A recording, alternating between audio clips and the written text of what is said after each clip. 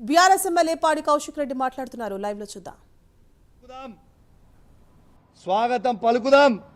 దయచేసి కేసీఆర్ గారి మీద ఉన్న అభిమానం ఉన్న ప్రతి కార్యకర్త, కేటీఆర్ గారి మీద అభిమానం ఉన్న ప్రతి కార్యకర్త, హరీష్ రావు గారి మీద అభిమానం ఉన్న ప్రతి కార్యకర్త అందరం కూడా పెద్ద ఎత్తున రేపాడికి పోదామని చెప్పి సందర్భంగా తెలియజేస్తా ఉన్నాను. రేపు 11 గంటలకి ఖచ్చితంగా 11 o'clockకి మేము రేపు శంబూర్పూర్ రాజు మన మేడ్చల్ పార్టీ ఆఫీస్ దగ్గర నుంచి స్టార్ట్ అవుతాం. ఆయన ఇల్లు అదే జిల్లా కిందికి వస్తుంది. ఆడికే పోదాం. ఆడి నుంచి అందరం కలిసి ఆ ఇంటికి పోయి స్వాగతం పలుకుదాం. మళ్ళీ ఏమంటాడు, బీఆర్ఎస్ పార్టీతో ఆయనకు పంచాయతీ కాదట, కౌశిక్ రెడ్డితోనే ఆయనకు పంచాయతీ అట. నీకు నాకేమైనా భూమి తగాదాలు ఉన్నాయా? నీకు నాకేమైనా అన్నదమ్ముల పంచాయతీలు ఉన్నాయా? ఎస్, నేను అడిగింది ఏంది, నువ్వు చెప్పే జవాబేంటిది, నువ్వు మాట్లాడేది ఏంటిది? నిర్సిగ్గుగా నిర్లజ్జగా నువ్వు మాట్లాడే మాటలు యావత్ తెలంగాణ ప్రజలు మొత్తం కూడా వింటా ఉన్నారు. అసలు నువ్వు బీఆర్ఎస్ బీఫామ్ మీద గెలిచి కాంగ్రెస్ పార్టీలో చేరనికి నీకు సిగ్గనిపిస్తలేదాయా? ఎట్లా ఈ కష్టకాలంలో పార్టీ వదిలిపెట్టి పోవాలనిపిస్తా ఉంది? అంటే మీ వందలాది కోట్లకి అమ్ముడు పోడు, మీ భూ పంచాయతీలు ఏడని నియోజకవర్గంలో ఉంటే అవి పోయి సెటిల్ చేసుకోవడానికి కోసమో మీ స్వార్థం కోసం తప్పితే కేసీఆర్ గారు నీకేం తక్కువ చేసిండు, నీ నియోజకవర్గానికి ఏం తక్కువ చేసిండు? ఈ నియోజకవర్గాన్ని మొత్తం భారతదేశమే తిరిగి చూసే విధంగా అభివృద్ధి చేసిండు కదా కేసీఆర్ గారు. ఇలా ఖచ్చితంగా సరే, నువ్వు ఇంత పెద్ద పెద్ద మాటలు మాట్లాడుతున్నావు కదా, ప్రజాస్వామ్యంలో తన్నుకునుడు గుద్దుకునుడు పెద్ద ఇష్యూ కాదు. నిజంగా తన్నుకుందామంటే రా, నువ్వు ఒక్కనివిరా, నేను ఒక్కని వస్తా, ఇద్దరం తన్నుకుందాం, ఆడ తీసుకుందాం, ఎవరికో బలవంతులో చూసుకుందాం, అదే ప్రాబ్లం ఏం లేదు. కానీ ప్రజాస్వామ్యంలో అది ఒప్పుకోరు కదా. నీకు దమ్ము ఉంటే, నువ్వు మొగోనివే అయితే, నీకు చీమురు నెత్తురు ఉంటేనే నీ ఎమ్మెల్యే పదవికి రాజీనామా చేసి మళ్ళీ బై ఎలక్షన్కి రా, వచ్చి గెలిచి చూపి నువ్వు దమ్ము నువ్వు అప్పుడు ఒప్పుకుంటాను. రిజైన్ చేయి, నీకు దమ్ముంటే నువ్వు రిజైన్ చేయి అంటున్నా నేను. నీకు దమ్ముంటే నువ్వు రిజైన్ చెయ్యి.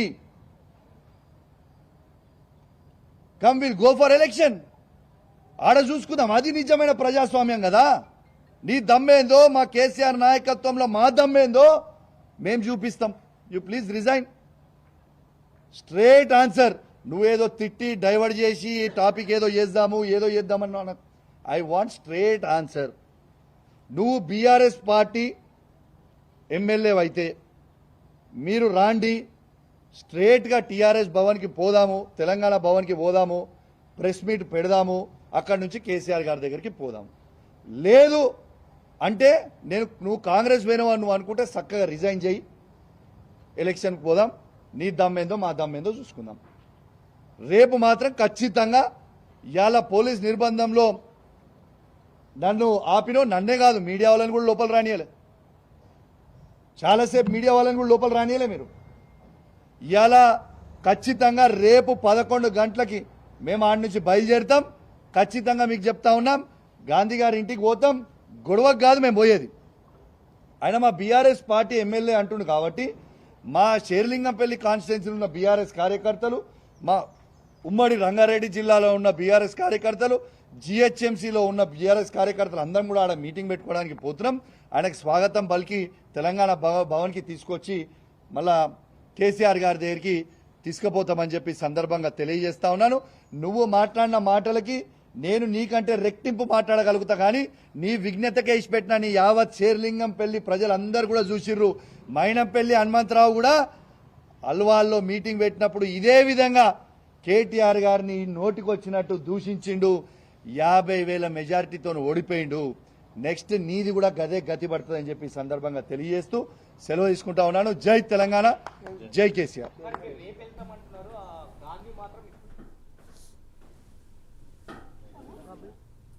మా ఇంటికి వస్తానంటే మాత్రం మోస్ట్ వెల్కమ్. రాగానే బీఆర్ఎస్ పార్టీ కండువ కప్పి లోపలికి తీసుకెళ్తాం, ఇద్దరం కలిసి భోజనం చేసుకుంటాం. భోజనం చేసి ఇక్కడి నుంచి మనము స్ట్రేట్గా తెలంగాణ భవన్కి పోదాం. తెలంగాణ భవన్లో ప్రెస్ మీట్ పెట్టి అక్కడి నుంచి స్ట్రేట్గా కేసీఆర్ గారి దగ్గరికి పోదాం. స్వాగతిస్తున్నాం, వెల్కమ్. మీరు అర్కూపూర్ గాంధీని ఎందుకు టార్గెట్ చేశారు? మిగతా ఎమ్మెల్యే కూడా చేరారుగా టీఆర్ఎస్ నేను గాంధీని ఒక్కరినే కాదు బాబు, నిన్న చూసినో లేదో, నువ్వు ఇంతకు ముందు చూసినో లేదో, గాంధీ గారు ఒక్కరే కాదు, దానం నాగేంద్ర గారి గురించి మాట్లాడినా, కడియం శ్రీహరి గారి గురించి మాట్లాడినా, గాంధీ గారి గురించి మాట్లాడినా, మన కృష్ణమోహన్ రెడ్డి గారి గురించి మాట్లాడినా, వెంకట్రావు గారి గురించి మాట్లాడినా, ఎవ్రీబడి పోయిన 10 ఎమ్మెల్యేలకు కూడా జవాబు చెప్తా ఉన్నాం. ఓకే, గాంధీ గారిని టార్గెట్ చేయడం అని కాదు, గాంధీ గారు అన్నారు 10 ఎమ్మెల్యేలలో గాంధీ గారు అన్నారు. ఏమని అన్నారు గాంధీ గారు? ఆయన ఏమని అన్నారు? నేను కాంగ్రెస్ పార్టీలో చేరలేదు, నేను బీఆర్ఎస్ పార్టీ ఎమ్మెల్యేనే అని గాంధీ గారే అన్నారు కదా, నేనలే కదా. మా ఎమ్మెల్యే ఇంటికి నేను పోతా అన్న, తప్పేంటిది? This is nothing wrong. ఎమ్మెల్యేగా రావడం స్వాగతించేదా అని చీరలు గాజులు చూపించడం అనేది అది ఎంతవరకు కరెక్ట్ అంటారు? ఈ సంస్కారం నేను నేర్పలే. ఈ సంస్కారం ఈ రాష్ట్ర ముఖ్యమంత్రి అయిన రేవంత్ రెడ్డి గారు నేర్పిర్రు. అదే కరెక్ట్ అని నేను అనుకున్నా. రేవంత్ రెడ్డి గారు కూడా మా కేటీఆర్ గారు అన్నారు కదా, చీరలేసి చీర కట్టుకొని గాజులు వేసుకొని ఆడ బస్ ఎక్కువ అని అన్నది రేవంత్ రెడ్డి గారు కాదా? మరి రేవంత్ రెడ్డి గారే మాట్లాడుతున్నప్పుడు, ఈ రాష్ట్ర ముఖ్యమంత్రి కాన్స్టిట్యూషన్ హెడ్ అన్నప్పుడు, గవర్నర్ తర్వాత తనే కాబట్టి తను మాట్లాడినప్పుడు అది కరెక్ట్ అన్నా కనిపించింది. ఆయనే నేర్పించిన సంస్కారం ఇది, నేను నేర్చిన సంస్కారం కాదు. దిస్ ఇస్ రేవంత్ రెడ్డి గారు నేర్పించిన సంస్కారం. కౌశిక్ రెడ్డి ఒక బ్రోకర్ కాంగ్రెస్ పార్టీ నుంచి 10 మంది ఎమ్మెల్యేలను తీసుకొస్తా ఉన్నాడు. ఈ పార్టీలో చేరినప్పుడు ఢిల్లీలో ఉండి బాత్రూమ్ నుంచి ఫోన్ మాట్లాడడానికి ఏం జరిగింది ఏంటనేది అసలు ఎంత పాగలగాడంటే గాంధీ, అసలు ఆయన 3 సార్లు ఎమ్మెల్యే ఎట్లా గెలిచిండో, ఈ షేర్లింగం పెళ్లి ప్రజలు ఆయనకి ఎట్లా ఓట్లు వేసిరో నాకు అర్థమైతలేదు. ఎందుకంటే అసలు నేను టీఆర్ఎస్ పార్టీలో చేరిన నాడు గాంధీ గారికి తెలియంది ఏంటంటే కాంగ్రెస్ పార్టీలో ఉన్నదే 5 ఎమ్మెల్యేలు, నేను 10 మంది ఎమ్మెల్యేలను ఎట్లా తీసుకొని వస్తా? కాంగ్రెస్ పార్టీలో ఉన్నదే 5 ఎమ్మెల్యేలు కదా అన్నాడు, నేను 10 మంది ఎమ్మెల్యేలను ఎట్లా తీసుకొని వస్తా? నంబర్ 1 ఆయనకి హిస్టరీ తెలియదు కావచ్చు. పోయి నీ రేవంత్ రెడ్డిని అడుగు, కౌశిక్ రెడ్డి రేవంత్ రెడ్డికి ఏం సాయం చేసిండు అనేది నీ రేవంత్ రెడ్డిని అడుగు, చెప్తాడు. నీ రేవంత్ రెడ్డి పిసిసి ప్రెసిడెంట్ ఎట్లయిండో నీ రేవంత్ రెడ్డిని అడుగు, ఒక్కసారి చెప్తాడు. నీకు తెలియదు, ఎందుకంటే నువ్వు ఇక్కడోని కాదు కదా, ఎక్కడి నుంచో వచ్చినోని కదా. సో నీకు తెలంగాణ చరిత్ర ఎక్కువ తెలియదు, కాంగ్రెస్ పార్టీ చరిత్ర నీకు అసలే తెలియదు. ఒక్కసారి నీ రేవంత్ రెడ్డిని పోయి ఒక్కసారి నువ్వు అడుగు, కౌశిక్ రెడ్డి నీకు ఏం సాయం చేసిండు పిసిసి ప్రెసిడెంట్ కావడానికి అనేది రేవంత్ రెడ్డిని అడుగు. నేను కాంగ్రెస్ పార్టీకి మోసం చేయలేదు.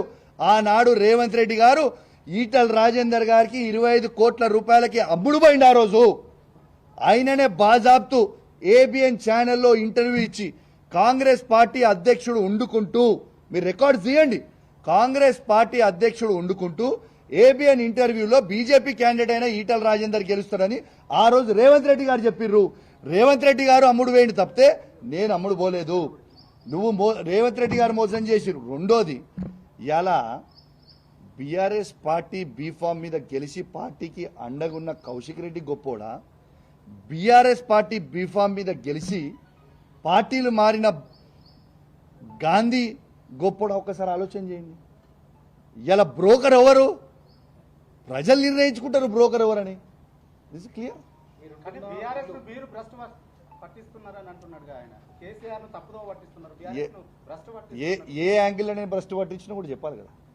నేను దమ్మున్నోని కేసీఆర్ గారి అండదండతోని, నేను ఇంతకుముందు చెప్పిన నరసింగ్ గారు, కేసీఆర్ గారి అండదండతోని, బీఆర్ఎస్ కార్యకర్తల అండదండతోని ఇవాళ సీఎం క్యాండిడేట్ అయినా అన్న ఈటల రాజేందర్ గారిని 100 కిలోమీటర్ల లోపల బొందబెట్టి ఎమ్మెల్యేగా గెలిచినోడు భ్రష్టు ఎట్లా పట్టించినట్టయా? తిరిగి బీఆర్ఎస్ పార్టీ జెండా హుజురాబాద్ లో నేను ఎగిరేసిన. ఇలా పార్టీని భ్రష్టు పట్టియాలని వీళ్ళు అనుకుంటుర్రు. మీరేం ఫికర్ చేయకుర్రి. 5 ఏళ్ల తర్వాత కేసీఆర్ గారు ముఖ్యమంత్రి అవ్వుడు ఖాయం, మీ భర్తం పట్టుడు కూడా ఖాయం. రాసి పెట్టుకోరు మీరు అందరూ. ఇలా పోయిన వాళ్ళందరూ కూడా ఎవరిని కూడా ఉట్టిగేం ఇచ్చిపెట్టం. ఏళ్ళతో అయిపోలే రాజకీయం. మీరు 4 ఏళ్ళు ఎంజాయ్ చేస్తారు కావచ్చు, కానీ 4 ఏళ్ల తర్వాత మాత్రం మీకు సినిమా ఉంటుంది. అంతైతే నేను గ్యారంటీ. కౌశిక్ రెడ్డి ఇల్లు నా నియోజకవర్గంలో ఉంది. ఆయనకి ఇబ్బందులు వచ్చినప్పుడు చాలాసార్లు నేను ఆదుకున్నా. అట్లాంటిది ఏమి ఇబ్బంది వచ్చింది నాకు ఈడ? నా నియోజకవర్గం నేను బాగా చెప్తున్నా. విల్లా కొనుక్కున్న ఈడున్న ఆయన ఆదుకున్నాడు. ఏముంది? ఏముంటుంది ఆయన నన్ను ఆదుకునేది? ఈడ నాకు వచ్చిన ఇబ్బంది ఏమున్నది? ఒకసారి చెప్పాలి ఆయన. మరి ఏమి ఇబ్బంది ఇక్కడ ఉందో ఒకసారి చెప్పని చెప్పు. ఏమి ఇబ్బంది అయిందో మరి మీరైతే ఉన్నారు మొత్తము. ఏమి ఇబ్బంది అయింది? బ్రహ్మాండంగా ఉన్నా నేను ఈడ. నాకేంది? అతిపెద్ద నియోజకవర్గం అని చెప్పి పిఎస్సీ చైర్మన్ ఇస్తే ఎందుకు ఓర్వలేకపోతున్నారు అనేటువంటిది ఆయన చేస్తున్నారు. నర్సింగ్ గారు, నేను ఒక్కటే చెప్తున్నా, పిఎస్సీ చైర్మన్ ఆయన ఏ పార్టీ నుంచి అయ్యిండు? ఆయన ఏ పార్టీ? నంబర్ 1. నంబర్ 2, ఇవాళ మా ఎల్పీ లీడర్ అయిన మా ఎల్పీ మీటింగ్లో కేసీఆర్ గారి నాయకత్వంలో మేము పిఎస్సీ చైర్మన్గా హరీష్ రావు గారిని యునానిమస్గా మా బీఆర్ఎస్ పార్టీలో నిర్ణయం తీసుకొని తనతో నామినేషన్ వేయించినాం. హరీష్ రావు గారు, ప్రశాంత్ రెడ్డి గారు, గంగ్ల కమలాకర్ గారు ముగ్గురు వేయించినాం. ఇలా హరీష్ రావు నామినేషన్ ఏమైంది, ఎట్లా ఎగిరిపోయింది, గాంధీ గారిని నామినేషన్ వేసుకొని చైర్మన్ ఎట్లా చేసిర్రు, మరి 13 ఉంటాయి, 14 నామినేషన్ ఇది ఎట్లా వేసిర్రు.